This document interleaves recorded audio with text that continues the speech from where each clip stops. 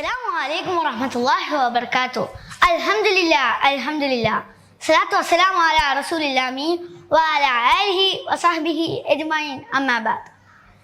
Rabbi shrah li sadri yassir li amri wahlul 'uqdatam min lisani yafqahu qawli. എൻ്റെ ശബ്ദം ശ്രവിക്കുന്ന ആദരണീയരായ അധ്യാപകരെ, വിദ്യാർത്ഥികളെ, പ്രിയ കൂട്ടുകാരെ, അസ്സലാമു അലൈക്കും. ജീവിതത്തിന്റെ നികല സംസ്ഥ മേഖലകളിലും അള്ളാഹുവിന്റെ വിധിവിലക്കുകൾ സൂക്ഷിച്ച് ജീവിക്കാൻ കഴിയട്ടെ എന്ന വസീയത്ത് സ്വന്തം നഫ്സിനോടും നിങ്ങൾ ഓരോരുത്തരോടും ഓർമ്മപ്പെടുത്തിക്കൊണ്ട് ഇൻഷാ അല്ലാഹ് നമുക്ക് വിഷയത്തിലേക്ക് കടക്കാം. ഇസ്ലാം സമാധാനത്തിന്റെ മതം എന്ന ശീർഷകത്തെ ആസ്പദമാക്കിയാണ് ഞാൻ ഇന്നിവിടെ സംസാരിക്കാൻ ഉദ്ദേശിക്കുന്നത്.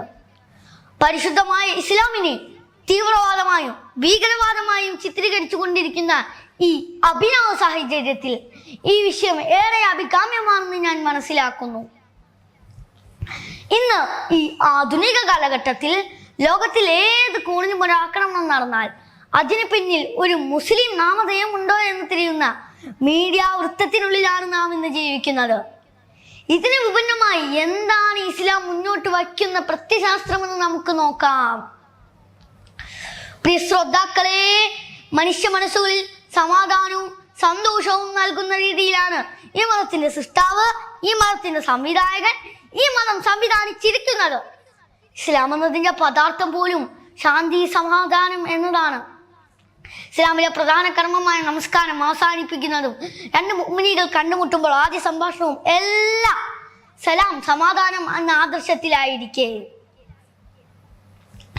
ഈ സമാധാന മതം എവിടെയാണ് സഹോദരന്മാരെ അശാന്തിയെയും ഭീകരവാദത്തെയും പ്രോത്സാഹിപ്പിക്കുന്നത്? ഈ മതം ആരെയും ഭീതിപ്പെടുത്തുന്ന മതമല്ല, ആരെയും ഭയപ്പെടുത്തുന്ന മതമല്ല.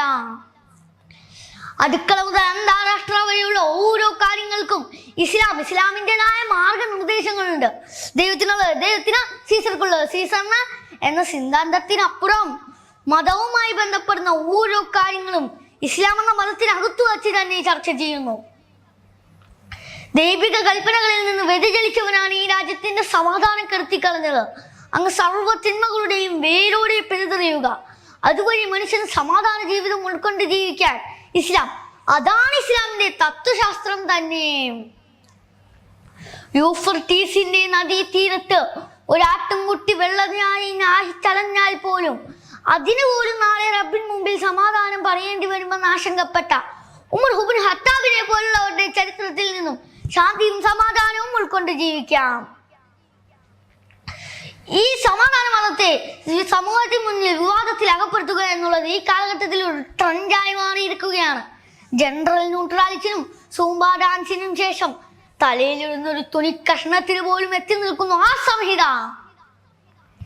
ഇന്ന് സമൂഹം നേരിടുന്ന ഒരു വലിയൊരു പ്രശ്നമാണ് സമാധാനമില്ല, അഥവാ ഡിപ്രഷൻ എന്ന മെഡിക്കൽ നെയിമിൽ അറിയപ്പെടുന്നു. ഇതിന് നമ്മുടെ റബ്ബ് തന്നെ പരിഹാരം കണ്ടുപിടിച്ച് തന്നിട്ടുണ്ട്. ബിസ്മില്ലാഹിർ റഹ്മാനിർ റഹീം. അലാ ബിദിക്രില്ലാഹി തത്മഇന്നുൽ ഖുലൂബ്. എന്റെ സ്മരണകൾ കൊണ്ടല്ലാതെ നിങ്ങളുടെ ഹൃദയത്തിന് സമാധാനം ലഭിക്കുകയില്ല. ആയതിനാൽ ശിഷ്ടകാല ജീവിതം മുഴുവൻ അള്ളാഹുവിന്റെ പൊരുത്തത്തിലും സ്മരണയിലും ജീവിക്കാൻ കഴിയട്ടെ. സമാധാനം എന്ന വിഷയവുമായി ബന്ധപ്പെട്ട് സംസാരിക്കുമ്പോൾ നാം ഫലസ്തീനെ മറന്നുകൂടാ. യുദ്ധരഹിതവും സമാധാന പുലരിയുമായ നല്ല നാൾക്ക് വേണ്ടി പൂക്കൾ വിരിയട്ടെ എന്ന പ്രത്യാശയോടുകൂടി ഞാൻ എൻ്റെ വാക്കുകൾ ഉപസംഹരിക്കുന്നു. വാഹിർ ദഅ്വാനാ അൽഹംദുലില്ലാഹി റബ്ബിൽ ആലമീൻ. അസ്സലാമു അലൈക്കും.